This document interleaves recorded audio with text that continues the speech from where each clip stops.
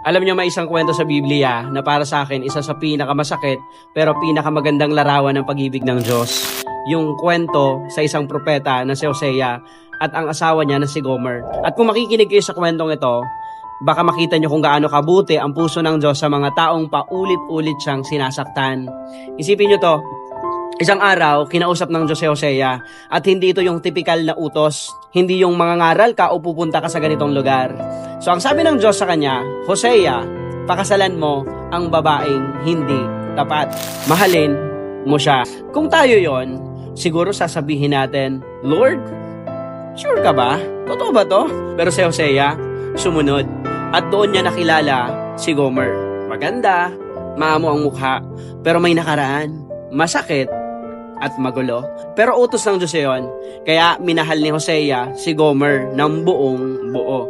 Nagkaroon sila ng mga anak, nagkaroon sila ng tahanan, na para bang may bagong simula si Gomer. Pero ito na, isang araw, nagising si Hosea na wala na si Gomer sa tabi niya.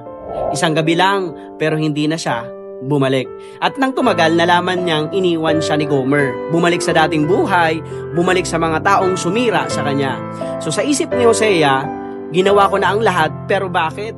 Ang sakit nun, yung binahal mo, tapos ikaw pa rin ang iiwan.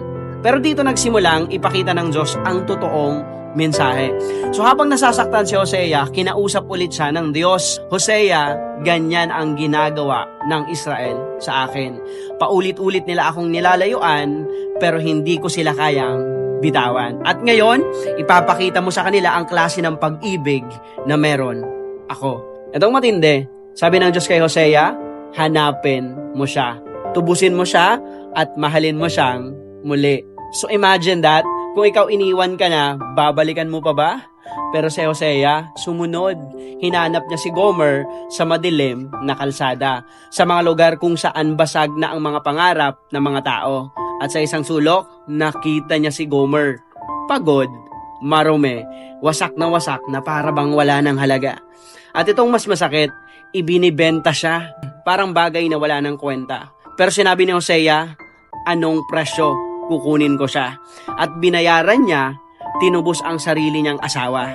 At sa harap ng mga tao, dahan-dahan niyang kinuha ang kamay ni Gomer at sinabi, umuwi na tayo. Hindi kita iiwan, mamahalin pa rin kita. At dito ko nakita ang tunay na mensahe ng kwento. Tayo si Gomer, tayo yung paulit-ulit na lumalayo.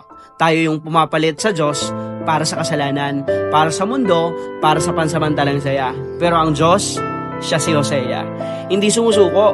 Inahanap tayo kahit tayo na mismo ang umiiwas at handa niyang bayaran ang presyo. Hindi pilak, hindi ginto, kundi dugo ng anak niyang si Jesus. Kaya kung may nanonood ngayon na pakaramdam mo malayo ka na sa Diyos, or marumi ka na, or hindi ka nakarapat-dapat, o bumalik ka sa dati mong buhay, tandaan mo to, hindi ka sinusukuan ng Diyos. Hindi siya napapagod, mahalin ka. At hindi siya titigil hanggat hindi ka nakakauwi.